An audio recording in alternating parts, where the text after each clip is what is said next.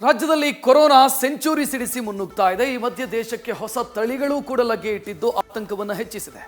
ಈ ಆತಂಕದ ಮಧ್ಯೆ ನಾಳೆಯಿಂದ ಶಾಲೆಗಳು ಆರಂಭ ಆಗ್ತಾ ಇದೆ. ಶಿಕ್ಷಣ ಇಲಾಖೆ ಏನು ಕ್ರಮ ತೆಗೆದುಕೊಂಡಿದೆ, ಶಿಕ್ಷಣ ಸಚಿವರು ಏನಂದ್ರು ಅನ್ನೋದನ್ನ ನೋಡೋಣ. ಏಜ್ ರಿಲೇಟೆಡ್ ಇದೆ, ಪ್ಲಸ್ ಕೋವಿಡ್ ಇದೆ, ಎಲ್ಲ ಆಗಿರೋದ್ರಿಂದ ಎಲ್ಲ ಸ್ವಲ್ಪ ಜವಾಬ್ದಾರಿಯಾಗಿ ಇರಬೇಕಾಗುತ್ತೆ. ಮಾರ್ಗಸೂಚಿ ಏನು ಬರ್ತಾ ಇರುತ್ತೆ ಕೇಂದ್ರ ಇಲ್ಲ ರಾಜ್ಯ ಸರ್ಕಾರದ್ದು, ಅದನ್ನ ಫಾಲೋ ಮಾಡಬೇಕು. ಕ್ರೂರಿ ಕೊರೋನಾಗೆ ಕಣ್ಣಿಲ್ಲ, ವಯಸ್ಸು ಕೇಳಲ್ಲ, ಲಿಂಗವೂ ನೋಡಲ್ಲ. ಪುಟಾಣಿ ಮಕ್ಕಳಿಂದ ಹಿಡಿದು ವಯಸ್ಸಾದವರವರೆಗೂ ತನ್ನ ವಕ್ರ ದೃಷ್ಟಿಯನ್ನ ಹಾಕಿಬಿಡುತ್ತೆ. ಈ ಹಿಂದೆ ಕೂಡ ಮಕ್ಕಳ ಮೇಲೂ ಅಟ್ಟಹಾಸ ಮೆರೆದಿತ್ತು. ಇದೀಗ ಮತ್ತೆ ಎಂಟ್ರಿ ಕೊಟ್ಟಿದ್ದು ಸದ್ದಿಲ್ಲದೆ ಸೋಂಕಿತರ ಸಂಖ್ಯೆಯನ್ನ ಏರಿಸಿಕೊಳ್ತಾ ಇದೆ. ಈ ಬೆನ್ನಲ್ಲೇ ನಾಳೆಯಿಂದ ಶಾಲೆಗಳು ಆರಂಭವಾಗ್ತಾ ಇದ್ದು ಮತ್ತಷ್ಟು ಆತಂಕಕ್ಕೆ ಕಾರಣವಾಗಿದೆ.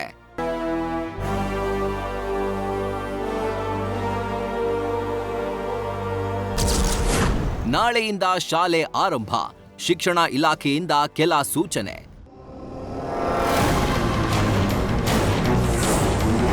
ಕೊರೋನಾ ಮೂರಂಕಿ ದಾಟ್ತಾ ಇದ್ದಂತೆ ಆತಂಕ ದುಪ್ಪಟ್ಟಾಗಿದೆ.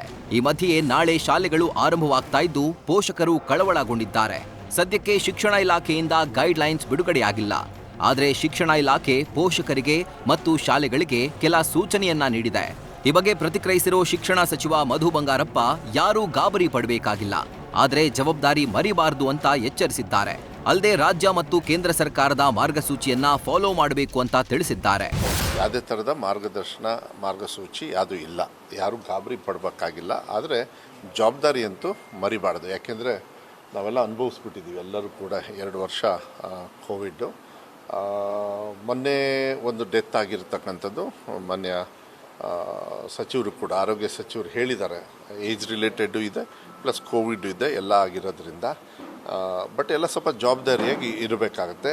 ಕೇಂದ್ರ ಸರ್ಕಾರದವರು ಏನು ಮಾರ್ಗಸೂಚಿ ಕೊಡ್ತಾರೆ ಮತ್ತು ರಾಜ್ಯ ಸರ್ಕಾರದವರು ಅದನ್ನು ಏನು ಫಾಲೋ ಮಾಡ್ತಾರೆ ಅದನ್ನೇ ನಾವು ಮಾಡಬೇಕಾಗ್ತದೆ. ನಾನು ವೈಯಕ್ತಿಕವಾಗಿ ಏನು ತಗೊಳ್ಳೋದಕ್ಕೆ ಎಲ್ಲದಕ್ಕೂ ಒಂದು ರೂಲ್ಸ್ ಆ್ಯಂಡ್ ರೆಗ್ಯುಲೇಷನ್ಸು ಅವರಿಂದ ಫಾರ್ಮೇಷನ್ ಬರುತ್ತೆ.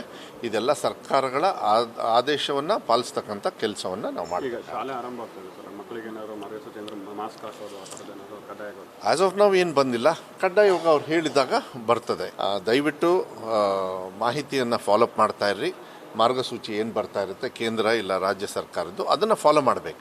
ಅದನ್ನು ಕೇರ್ಲೆಸ್ ಆಗಿ ಅವ್ರೇನೋ ಹೇಳ್ತಾರೆ ಅವಾಗ ಅಂದ್ಬಿಟ್ಟು ಆ ಥರ ಇರಬಾರ್ದು. ಅದರಿಂದನೇ ಸಾಕಷ್ಟು ಪ್ರಾಣಹಾನಿನೂ ಕೂಡ ಲಾಸ್ಟ್ ಟೈಮು ಸೆಕೆಂಡ್ ವೇವಲ್ಲಿ ಆಗಿರ್ತಕ್ಕಂಥ. ಈಗ ಫಸ್ಟ್ ವೇವಲ್ಲಿ ಏನೋ ಅಂಥದ್ದಾಗಲಿಲ್ಲ ಅಂತೇಳಿ ಸೆಕೆಂಡ್ ವೇವಲ್ಲಿ ಯಾರೂ ಕೇರೆ ಮಾಡಲಿಲ್ಲ, ಅಲ್ಲಿ ಸಿಕ್ಕಾಕೊಂಡ್ಬಿಟ್ರಿ ಎಲ್ಲ.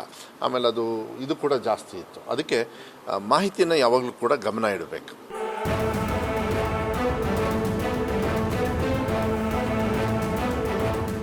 ಇನ್ನು ಕೊರೋನಾ ಎಂಟ್ರಿ ಮಧ್ಯೆಯೇ ನಾಳೆ ಮಕ್ಕಳನ್ನ ಶಾಲೆಗಳಿಗೆ ಸ್ವಾಗತಿಸಲಾಗ್ತಾ ಇದೆ. ಮಧು ಬಂಗಾರಪ್ಪ ಶಿಕ್ಷಣ ಸಚಿವರಾಗಿ 2 ವರ್ಷ ಪೂರೈಸಿರೋ ಜೊತೆಗೆ ನಾಳೆ ಶಾಲೆ ಆರಂಭವಾಗ್ತಾ ಇರೋ ಹಿನ್ನೆಲೆ ಸರ್ಕಾರದ ವತಿಯಿಂದ ನಾಳೆ ಬೆಂಗಳೂರಲ್ಲಿ ಮಕ್ಕಳ ಸ್ವಾಗತಕ್ಕೆ ದೊಡ್ಡ ಕಾರ್ಯಕ್ರಮವನ್ನ ಹಮ್ಮಿಕೊಳ್ಳಲಾಗಿದೆ. ಶಿಕ್ಷಣದಲ್ಲಿ ಹರುಷ ಅಂತ ಹೇಳಿ ನಾಳೆ ಒಂದು ಕಾರ್ಯಕ್ರಮವನ್ನು, ಶಾಲೆ ಪ್ರಾರಂಭ ಆಗೋದಕ್ಕೂ ನನ್ನ ಕಾರ್ಯಕ್ರಮ 2 ವರ್ಷ ಪೂರ್ಣ ಆಗೋದಕ್ಕೂ ನಾನು ಮಂತ್ರಿಯಾಗಿ ಮತ್ತು ನಾನು ಈ ಇಲಾಖೆಯನ್ನು ಉಸ್ತುವಾರಿಯನ್ನು ತಗೊಂಡು ಆದಮೇಲೆ ನಾಳೆ ಒಂದು ದೊಡ್ಡ ಕಾರ್ಯಕ್ರಮವನ್ನು ಮನೆ ಮುಖ್ಯಮಂತ್ರಿಗಳು ಬರ್ತಾ ಇದ್ದಾರೆ. ಸಿದ್ದರಾಮಯ್ಯ ಸಾಹೇಬರು, ಮಾನ್ಯ ಉಪಮುಖ್ಯಮಂತ್ರಿಗಳು ಡಿ ಕೆ ಶಿವಕುಮಾರ್ ಸಾಹೇಬರು ಬೆಂಗಳೂರಲ್ಲಿ ಮಾಡ್ತಾಯಿದ್ವಿ. ಭಾಳ ದೊಡ್ಡ ಮಟ್ಟದಲ್ಲಿ ಮಕ್ಕಳನ್ನು ಸ್ವಾಗತ ಮಾಡ್ಕೊಳ್ಳೋದು ಆ ವಿಚಾರನ, ಮತ್ತು ಕೆಲವು ಕಾರ್ಯಕ್ರಮಗಳು ಕೂಡ ಅಲ್ಲಿ ಘೋಷಣೆಯನ್ನು ಕೂಡ ನಾವು ಮಾಡ್ತಾಯಿದ್ದೀವಿ.